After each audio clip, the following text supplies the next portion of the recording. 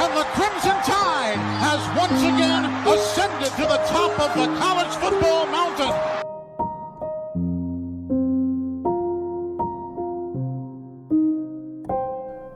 What if I told you college football had a playoff all along, and history would change forever? First ever college football playoff, leading to a national championship game. Fires in there, got it, touchdown.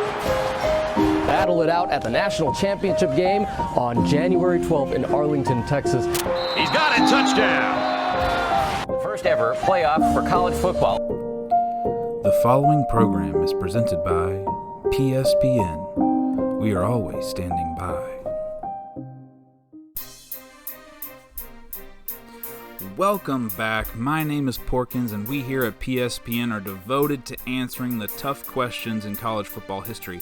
If you enjoy this video, please leave a like and subscribe to the channel so that you can catch all the college football what-if action as it unfolds. As for today, we're returning to our ongoing quest to answer the question, what if college football had a playoff? I have sifted through the annals of college football history, and all my research pointed to a singular event, the event where our divergence begins. In the year 1992, college football gave us the Bowl Coalition. While history just gave us a loose coalition of bowl games with a concerted effort to pair number 1 versus number 2, there were rumblings at the time of the potential for a playoff.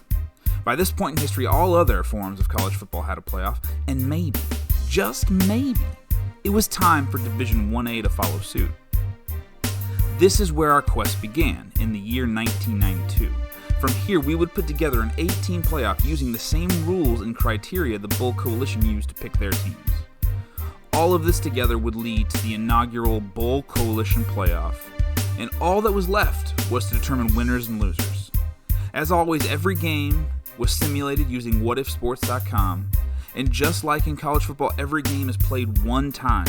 No best of 7, no figuring out who is the best team. You only get one chance to write your name in the alternate history books. In this video, we will be covering the finale of the inaugural Bowl Coalition playoff, and we'll be crowning its first ever national champion. If you're interested in how we got here, take the links above for the detailed breakdowns of all the games leading up to this point. Now that we've got that out of the way, let's take a look at our national title participants. Number 1 Miami and number 10 Colorado. Miami and Colorado have not played each other in over 14 years, with Colorado having won 5 of the 6 meetings. It is interesting to note that neither Miami nor Colorado are historical college football powers, and yet one of these teams has claimed each of the last 3 national championships, with Miami winning the 1989 national championship outright and splitting the 1991 national championship with Washington, while Colorado split the 1990 national championship with Georgia Tech. So in essence, the Bowl Coalition playoff was created for these two teams. A split national championship does everyone a disservice, especially the fans. And while we noted these two aren't historical powers, they are power programs in a more recent sense. Miami, really more so than Colorado, has been dominant in the sport over the last 10 years. They had their breakout season in 1983, winning their first ever national championship. Their best finish up to that point had been a 6th ranked finish back in 1956, when old Andy Gustafson was at the helm. But the 1983 season was just the beginning. They would go on to finish 9th in 85, 2nd in 86, 1st in 87, 2nd in 88, 1st in 89, 3rd in 90, and 1st in 91. Miami would essentially be attempting to win their 5th national championship in 10 years, and their 4th in 6. That is the kind of dominance that only Nick Saban can lay claim to. What's even more amazing, though, is that those 4 previous national titles are split among 3 different coaches. Howard Schnellenberger in 83, Jimmy Johnson in 87, and Dennis Erickson in 89 and 91. It's really quite amazing, honestly. I think it would be safe to assume that no one in the country would be surprised at Miami's appearance in this game.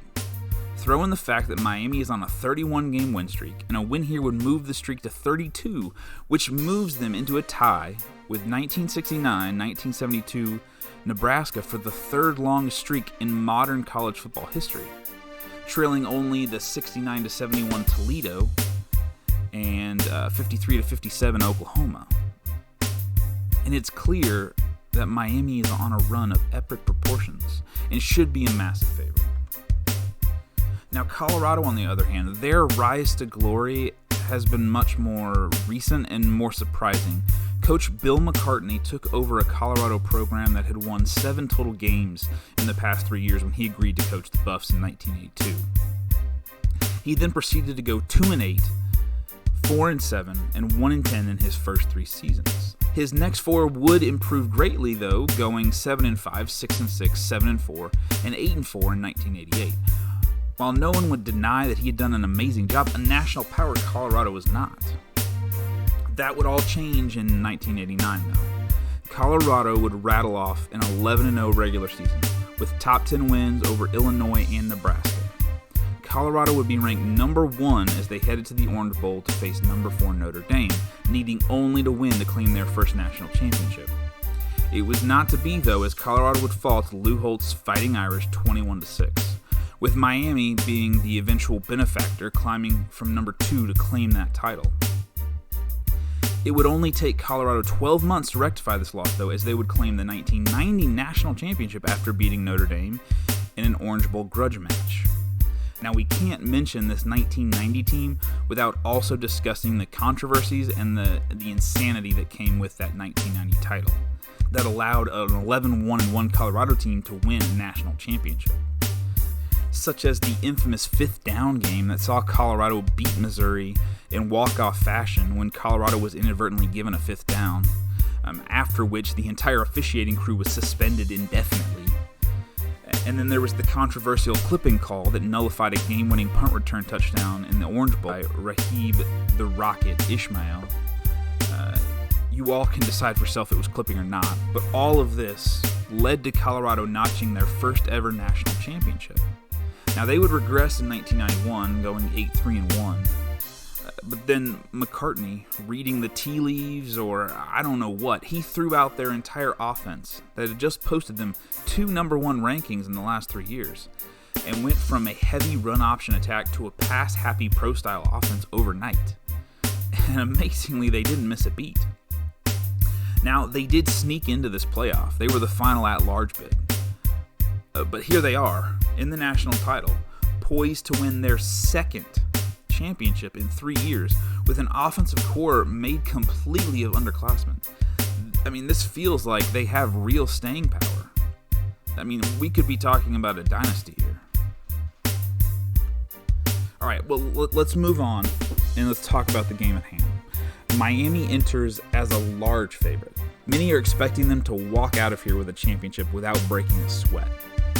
But remember, while Miami is sporting the Heisman Trophy winner, Colorado has the star of the playoff so far. Cordell Stewart, in this playoff, has gone 49 for 69 for 577 yards and 6 touchdowns to 1 interception. That's over a 70% completion percentage. Throw in his athleticism and his arm strength, the NFL scouts are sure to be salivating over his performance so far. Miami, they only allowed 2.8 yards per carry, and Colorado's 103 rushing yards per game mark in the regular season it's not scaring the Hurricanes. So if Colorado stands a chance in this game, it's going to be on the right arm of Cordell Stewart. Now, Miami, on the other hand, now their passing game, that's their calling card, but I think they're probably going to look to run the ball on Colorado. Colorado gives up nearly 150 yards on the ground per game, and their pass defense has been quite exceptional this season. It is worth noting that the majority of their opponents in the Big 8 are run-oriented attacks, and that likely skews the numbers. That's enough history. It's time to look to the future. Let's take it out on the field, where we'll find out who won the 1992 Bowl Coalition Playoff.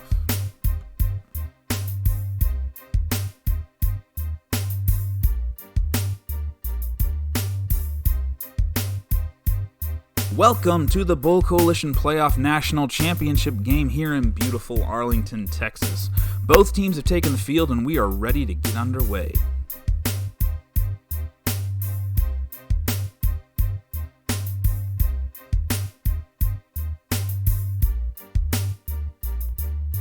Miami got things rolling early as Gino Toretta would find Coleman Bell, who would be ruled out of bounds at the 1-inch line. Very next play, Toretta would go to Bell again, splitting 2 defenders for the 1-yard touchdown strike. That would put Miami up 7-0 early in the first. Colorado would respond with their own drive, though, moving the ball down the field as Cordell Stewart would find freshman wide receiver Ray Carruth, who would take it down all the way inside the 20-yard line. The drive would stall there, though, and Colorado would have to settle for a field goal. This would be a theme of the first half, as Colorado would notch 3 field goals in the first half and would go in at halftime down 10-9.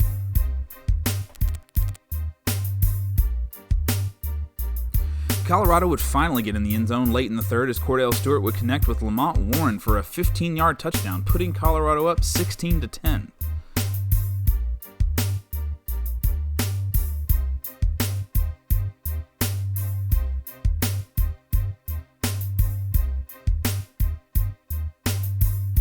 As we continue on to the fourth, Stewart would find Charles Johnson over the middle to move into Miami territory once again. But yet, once again, Colorado would settle, forcing Pat Blottier to connect for his 4th field goal on the day, this one from 46 yards, extending the Colorado lead to 19-10 with a little over 11 minutes to go in the game.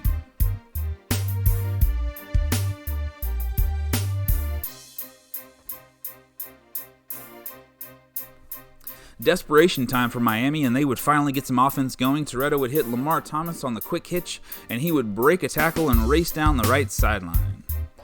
The offense would stall again, though, and Miami would attempt a short field goal by Dane Pruitt to make it a one-score game, 19-13 with 8:48 remaining.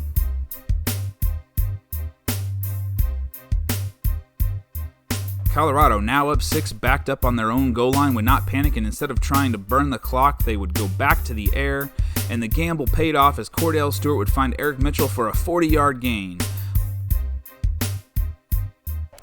Later in the drive, Stewart would find Charles Johnson down the seam where he would go in untouched to extend the lead to 14, 27-13 with 6 minutes to play in the game. And that would do it, folks. Miami would be unable to even cross into Colorado territory for the rest of the game, and with that, Colorado, the Buffaloes out of the Big 8 Conference, have done it. They have secured their 2nd national championship in 3 years, and they have ended Miami's 31-game win streak. Bill McCartney has taken Colorado to the promised land twice now, and he should now be spoken about with some of the best coaches in college football history. Wow, what more can I really say? I don't think anyone was expecting that. The partying in Boulder is surely to be on full display.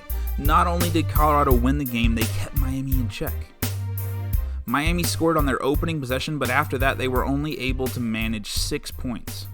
The game looked to be a pretty even matchup, with Miami and Colorado having nearly identical stacks across the board. But what really did the Hurricanes in, though, was special teams. We always talk about how you have to be good in all 3 phases of the game, and that proved to be the case here as well. Colorado kicker Pat Blottier was 4 out of 5 on field goal attempts, while on the other side, Miami's kicker Dane Pruitt was 2 out of 5 today, with misses from 35, 36, and 49 yards out. Pruitt is surely kicking himself for those misses tonight.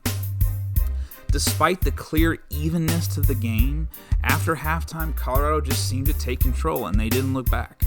Now, player of the game honors and playoff MVP honors, for that matter, go to Cordell Stewart. Stewart went 18 for 34 for 255 and 2 touchdowns. That pushes his 3-game playoff totals to 67 out of 103 for 832 yards and 8 touchdowns, with only 1 interception. He completed 65% of his passes, and he looked deadly. His favorite target was once again Charles Johnson. Johnson had another monster game, accumulating 5 receptions for 110 yards and a touchdown. As a sophomore, I think we can expect great things going forward for this young man. On the other side, the Heisman Trophy winner Gino Toretta had an okay day, really. Going 25 for 44 for 287 and a touchdown. He didn't play poorly per se, but when his team needed him the most in the second half, he couldn't make the big play that Miami needed to get themselves back in the game. It's really a disappointing ending to his stellar career in Miami. Now, looking beyond this season, I think we have to evaluate what this tournament would have changed about the sport going forward. I think we can safely assume that the playoff would have been a hit. And with Michigan, the Rose Bowl champion, finishing 5th in the real-life AP poll, I think we can take the next leap and say that Colorado would likely have been a unanimous national champion. Now, the obvious winner here is Colorado. They jumped from number 13 in the real AP poll all the way to number 1, while our two big losers here are clearly Florida State, who drops from number 2 all the way to number 7 after their abysmal performance against Syracuse. And then Alabama. Now, Alabama only drops 2 spots, but we just stripped away their national championship. And they had not won a title since 1979. And in the real life, they wouldn't win another one until 2009. That's potentially a 30-year gap. And then throw in between 1992 and 2009, Alabama would only have 1 or 2 lost regular seasons 4 times, meaning their likelihood of even participating in the playoff are already limited. So the chance of them pulling out a national title before 2009 seems slim to none. As for Colorado, would this have changed their trajectory? I'm not sure. They would follow this season up with a top 10 finish in 3 of the next 4 seasons. Would adding the distinction of having 2 titles in 3 years give them a recruiting boost and change their outlook going forward? Does this give them more leverage? With Colorado and Nebraska dominating the 1990s, are they able to stop Texas's reign as the de facto Big 12 king? That's obviously stretching it, but all in all, I think Colorado fans would have eternal bragging rights, while Alabama fans, who were starved for a title in 2009 when the Crimson Tide finally broke through, they've been waiting potentially much, much longer. Long enough that maybe they would have succumbed to starvation and taken up the game of soccer, or maybe badminton, I don't know, maybe curling. They've probably given up on winning ways returning to Alabama. Well, until Nick Saban comes along, that is. And that's it for the 1992 Bowl Coalition Playoff. I'd like to thank all of you for going on this journey with me. I plan to continue the series with the alternate 1993 Bowl Coalition Playoff. But before we jump into that, I've got another one-off topic I'd like to explore. So stay tuned for that coming soon. If you've got any questions, comments, or snide remarks, please leave them in the comments. Also, if you have some topics that you'd like me to explore, please add those as well. I'll add them to the list. Now, you can follow me on Twitter at CFB_PSPN, or you can email me at cfb.pspn@gmail.com. Now, please stay safe, and don't worry, Miami and Colorado will be back at it again in 1993, and I am sure there won't be any bad blood between the two schools. Now, after the kickoff, an ugly scene. Both benches, I said both benches clear. 12 players ejected in this melee. Disgusting stuff. Takes 2 to tango. Remember that, all you Miami bashers. We are always standing by.